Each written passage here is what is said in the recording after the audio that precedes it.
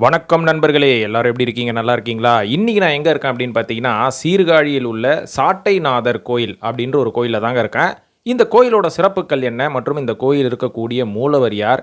இதன் பின்னாடி இருக்கக்கூடிய ஒரு இன்ட்ரஸ்டிங்கான வரலாறு மற்றும் இந்த கோயிலுக்கு பக்தர்கள் எதனால வரணும்? இங்க வந்து என்ன பிரச்சனைகள்லாம் அவங்களுக்கு தீரும்? அப்படின்றத பத்தி தான் இந்த வீடியோல நான் தெள்ளத் தெளிவா பேசப் போறேன். அதாவது இந்த கோயிலோட ஒரு சிறப்பான அம்சமா என்ன சொல்றாங்க அப்படின்னு பார்த்தீங்கன்னா, தேவாரம் தோன்றிய ஒரு கோயில் அப்படின்ற மாரி சொல்றாங்க. என்னங்க சொல்றீங்க? தேவாரம் இங்க தான் ஆரம்பிச்சதா அப்படின்னு கேட்டீங்கன்னா, ஆமாங்க. நம்ப தேவாரத்தை எழுதிய திருஞான சம்பந்தர் இருக்கார் பார்த்தீங்களா? இவரு பின்னாடி ஒரு சின்ன வரலாறு இருக்கு. அது என்ன வரலாறுனா, நம்ப சம்பந்தர் அவர்களுக்கு 3 வயசு இருக்கும்போது, இந்த கோயிலுக்கு அவங்க பேரண்ட்ஸோட வந்திருக்கிறாரு. அப்படி வந்தப்போ என்ன ஆச்சு அப்படின்னு பார்த்தீங்கன்னா, அவருக்கு சரியான பசியாம். அவருக்கு பசிக்குதுன்னு சொல்லி எங்கேயாவது பக்கத்தில பால் வாங்கலான்னு அவரோட பேரண்ட்ஸ் வந்து அந்த கோயிலோட மண்டபத்தில அவர விட்டுட்டு போயிருக்கிறாங்க. போனதுக்கப்புறம் வந்து பார்த்தா, இவரு அழுகைய நிறுத்திக்கிட்டு பசி தீர்ந்து போன மாரி உட்கார்ந்துட்டு இருக்கிறாரு. அவரோட வாயில பார்த்தீங்கன்னா, லைட்டா அந்த பால் குடிச்ச அந்த பால் சொட்டுக்கள்லாம் இருக்காம். உடனே வந்த உடனே அவங்க அப்பா, அம்மா வந்து, "பால் எப்படிப்பா குடிச்ச? யாருப்பா உனக்கு குடுத்தா?" அப்படின்னு கேட்டதுக்கு, வானத்த நோக்கி கை காமிச்சாராம் நம்ம திருஞான சம்பந்தர். இதுக்கப்புறம் தான் அவங்க பேரண்ட்ஸ் புரிஞ்சுக்கிட்டாங்களாம். ஓ! நம்ம பார்வதி தாயார் வந்து திருஞான சம்பந்தர் அவர்களோட பசி ஆத்துறதுக்கு மேலருந்து வந்து அவருக்கு பால் குடுத்துட்டு போயிருக்காங்க அப்படின்ற மாரி சொல்லியிருக்காங்க. அந்த மாரி ஒரு தெய்வத்தோட பாலை இவரு அருந்துனதுக்கு அப்புறமா இவருக்கு ஞானம் வந்து விட்டது. அந்த ஞானத்தின் பேரில் தான் இவர் கிட்டத்தட்ட ஒரு 7 வயசு ஆகும்போதே தேவாரத்தோட அந்த முதல் வரிய பாடுனாரு அப்படின்ற மாரியும் ஒரு வரலாறு குறிப்பு சொல்லுது. இந்த மாரி ஒரு அற்புதமான சிறப்பு வாய்ந்த கோயில் தான் சீர்காழியில் இருக்கக்கூடிய இந்த சாட்டைநாதர் கோயில் அப்படின்ற மாரி சொல்றாங்க. இந்த கோயிலில் இருக்கும் சிவன் 3 ஃபார்ம்ல இருக்கார் அப்படின்ற மாரி சொல்லுவாங்க. அது என்னென்ன ஃபார்ம் அப்படின்னு பார்த்தீங்கன்னா, ஒண்ணு பிரம்மபுரீஸ்வரர் அப்படின்ற மாரி சொல்லப்படுது. இன்னொன்னு தோணியப்பர் அப்படின்ற மாரி சொல்றாங்க. 3வதா சொல்றது தான் சாட்டைநாதர் அப்படின்ற அந்த ஒரு வடிவம் அப்படின்ற மாரி சொல்லலாம். ஸோ இந்த கோயில வந்து முதல்ல டெவலப் பண்ணது குலோத்துங்க சோழன் பீரியட்ல தான் அப்படின்ற மாரியும் சொல்லப்படுது. ஸோ இந்த மாரி சிறப்பான விஷயங்கள் இந்த கோயில சம்மந்தப்படுத்தி நெறைய இருந்தாலுமே கூட இந்த கோயில் அமைந்திருக்கக்கூடிய இந்த சீர்காழிக்கு தோணிபுரம் அப்படின்ற ஒரு பேரும் இருக்குங்களாங்க.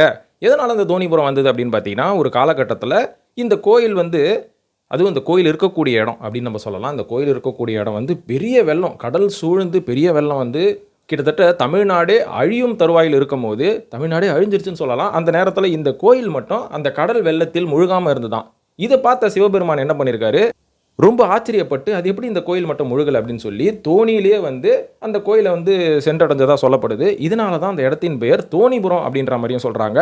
ஸோ இந்த கோயிலுக்கு வந்தா என்னென்ன பிரச்சனைலாம் உங்களுக்கு தீர்ந்து விடும் அப்படின்ற மாரி சொல்றாங்க ஒரு சில பேர் நம்பிக்கையில அப்படின்னு பார்த்தீங்கன்னா, உங்களுக்கு சட்ட சிக்கல்கள் ஏதாவது இருக்குது, அதாவது உங்களோட ஏதாவது பிரச்சனை, ஏதாவது ஒரு லேண்ட் பிரச்சனை, ஏதாவது ஒரு பிரச்சனை வந்து நீங்க கோர்ட்ல ஃபேஸ் பண்ணி, அந்த பிரச்சனை வந்து ரொம்ப நாளா இழுத்துட்டு இருக்கு. ரொம்ப வருஷமா இழுத்துட்டு இருக்குங்க. அதுவும் நம்ம வந்து இந்த சட்ட சிக்கல்னு சொல்லி கோர்ட்டுக்கு போயிட்டோம்னா, அவ்வளோ சீக்கிரம் தீரவே தெரியாது. எவ்வளோ பெரிய பிரச்சனையா இருந்தாலும். ஆனா இந்த கோயிலுக்கு வந்து நீங்க ரெகுலரா வழிபாடு செஞ்சீங்கன்னா, உங்களுக்கு இருக்கக்கூடிய அந்த சட்ட சிக்கல், கோர்ட் கேஸ் எல்லாமே சரியா போயிடும் அப்படின்ற மாரியும் சொல்லப்படுது. இதையும் தாண்டி உங்களுக்கு பில்லி, சூனியம், ஏவல் இந்த மாரியான பிரச்சனைகள்லாம் இருக்குதுன்னா, இந்த கோயிலுக்கு நீங்க ரெகுலரா வந்து பூஜை பண்ணீங்கன்னா, உங்களுக்கு அந்த பில்லி, சூனியம் போன்ற கண்திருஷ்டி போன்ற பிரச்சனைகள் எல்லாமே தீர்ந்து விடும் அப்படின்ற மாரியும், அங்க இருக்கிற ஒரு சில பக்தர்கள் மற்றும் ஒரு சில கோயில் நிர்வாகிகள்லாம் சொல்றாங்க. இதுக்கு நீங்க என்ன பண்ணணும் அப்படின்னு பார்த்தீங்கன்னா, இந்த கோயிலுக்கு நீங்க வந்து நார்மலான பூஜை செய்யறதையும் விட்டுட்டு, இந்த சுக்கிரவார பூஜை அப்படின்ற மாரி இந்த கோயில்ல வந்து விசேஷமா ஒண்ணு பண்ணுவாங்க. ஸோ அந்த ஒரு பூஜையிலயும் நீங்க கலந்துக்கலாம்.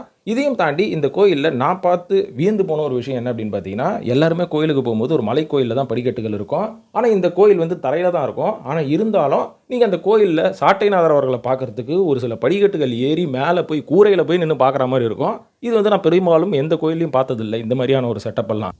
ஆனா, இந்த கோயில்ல தான் பார்த்தேன். அதெல்லாம் வந்து ரொம்ப இன்ட்ரஸ்டிங்கா இருந்தது. அதனால மறக்காம நீங்க சீர்காழியில இருக்கக்கூடிய சாட்டைநாதர் கோயிலுக்கு ஒரு தடவையாச்சும் போய் விசிட் பண்ணுங்க. அந்த கோயிலில் இருக்கும் சாட்டைநாதர் அவர்களோட அருள பெறுங்க.